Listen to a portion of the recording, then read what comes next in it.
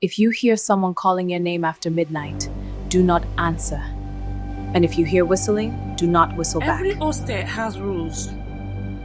Some are written on the wall. No cooking in the room.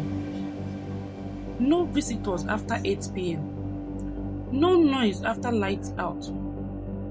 But in Block C Girls Hostel, there was one rule nobody wrote down. Nobody explained it properly. Nobody joked about it after midnight. The rule was simple. Do not whistle at night. Not in the corridor. Not in the bathroom. Not by the window.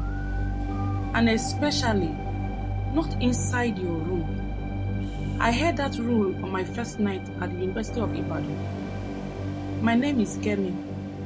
I was a first-year student in Communication and Language Arts, Room 18, Block C Girls Hostel.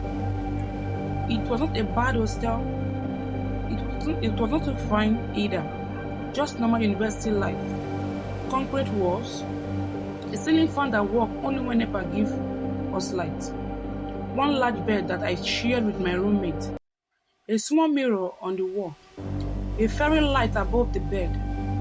A small shelf that were books, body cream, perfume, and half-finished assignments. On the floor, we had a colorful mat. Under the bed, we kept slippers, bags, and things we did not want Auntie Matron to see. It looked like a normal girl's room. Warm in the afternoon, pretty at night, safe, at least. That was what I thought. My roommate name was Sade. Sade was the kind of girl everybody liked. She looked loudly. She laughed loudly. She talked fast. She could turn one small gist into a full movie. On our first evening together, we sat on the bed eating jollof rice from Mama Put's near the hostel gate. Outside, girls were shouting in the corridor. Someone was playing music from a phone speaker. A Jen was coughing somewhere behind the hostel. Everything felt normal. Then, Auntie Matron came for evening inspection. She was a short woman with sharp eyes. The kind of woman who could hear you opening Indomie from 3 rooms away. She entered our room and looked around and nodded. Then she looked at both of us and said, If you hear someone calling your name at midnight, do not answer. And if you hear whistling, do not whistle back. Auntie Matron pointed one finger at the window. When they take light at night, close your curtain. Then she pointed at the door. If you hear someone calling your name after midnight, do not answer. Then she looked at Sade. Her face changed. The room became quiet. I asked, Ma, why? Auntie Matron looked at me like I asked a stupid question. Then she said, because what we see in this hostel is not always a person. After she left, Sade burst into laughter. I beg, this woman won't scare us. Which one is whistle again? I laughed too, because honestly, it sounds funny. A whole university hostel with Wi-Fi issues, exam stress, bad water, and mosquitoes. And the thing we were supposed to fear was a whistling. That night, NEPA took the light around 11:43 p.m. Then fans stopped. The room became hot. The corridor went dark. Guests groaned from different rooms. Someone shouted, "Ah, not again!" Sade is and turned on her phone touch. I caught up and closed the curtain like Auntie Matron said.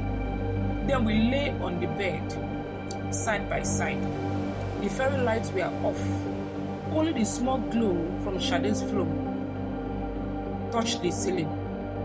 For a while, everything was quiet. Then, I heard it. A whistle. Very soft. Very far away. A clean tone. Slow. Sweet. almost beautiful. It came from outside the hostel gate. I opened my eyes. Sade opened her eyes too. We did not speak. The whistle came again. This time, a little closer. Sade whispered, Kemi, you hear me? You hear the sound? I nodded. The sound floated through the window like a harmattan wind. Soft, patient, waiting. Then it stopped. For 1 full minute, there was silence. Then Sade laughed under her breath. Maybe now one boy outside. I said, at this time, she shrugged. Then, before I could stop her, Sade whistled back. Just once. A short, playful whistle. The moment she did it, every dog outside started barking. The dog barking did not sound normal. It was not the kind of barking dogs do when they see a stranger. This one sounded afraid, like the dogs wanted to run, but something could not let them run. Sade stopped laughing. I sat up slowly. The room was dark. Too dark. Even the small glow from our phone looked weak. Then the whistle came again. But this time, it was directly under our window. Sade grabbed my hand. Her palm was cold. The whistle repeated the same tone she had just whistled. Exactly. Same length. Same sound. Same mistake at the end. The mistake Sade made because she was laughing. My stomach turned. I whispered, Sade, do not answer again. She nodded quickly. I will not, I promise. We stayed awake for almost 1 hour. Nothing happened. Eventually, sleep carried me. The next morning, everything looked normal. Sunlight came through the curtain. Girls were shouting in the corridor. Someone was selling akara downstairs. Akara, hot akara. Sade laughed about the night before, but her laugh was not as loud as usual. At first, I thought the matter had ended, but that night it came back. NEPA took light again, same time, 11:53 p.m. The fan stopped. The room became hot. The corridor went silent, and from far away, the whistle started again. This time, I covered my ears. Sade did the same. The sun moved slowly from the hostel gate to the courtyard to the ground floor corridor, then up the stairs. One step, then another, then another. The whistle was not outside anymore. It was inside Block C. Girls in other rooms started waking up. I heard someone whisper, "Who is that?" Another girl said, "I beg, stop that thing."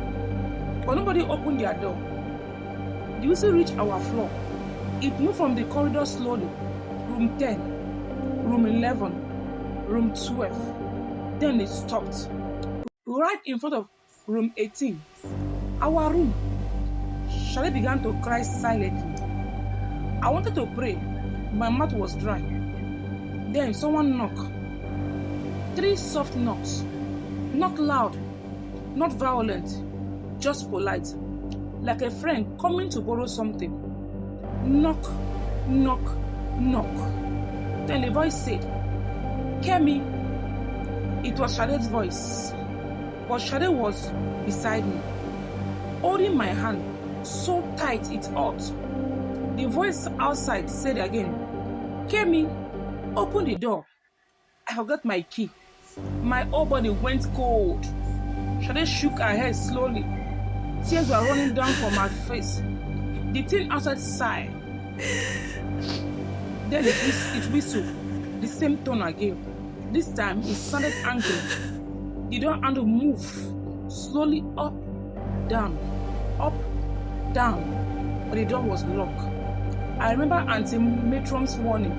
If you hear someone chilling, calling your name after midnight, do not answer. So I did not answer. I did not breathe. I did not move. After some time, the footstep walked away. But before it left, the voice outside whispered, Sade, answer first. The next morning, Sade was sick. Not fever, not malaria, something else. She could not speak properly. Every time she tried to speak, only air came out, like a whistle trapped in her throat. I took her to the campus clinic. The nurse checked her temperature, normal. Check her throat, normal. Check her eyes. Then the nurse became quiet. She told me to take Sade back to the hostel and let her rest. But as we were about leaving, the nurse pulled me aside. She whispered, which hostel? I said Block C. Her face changed. Then she asked, did she whistle? I did not answer. I did not need to. The nurse crossed herself and said, do not let her sleep near the window tonight. That evening, I went to Auntie Metro. I told her everything. The first whistle, Sade answered. The knocking, the voice using Sade's voice. Auntie Metro listened without interrupting. When I finished, she opened her drawer and brought out an old note.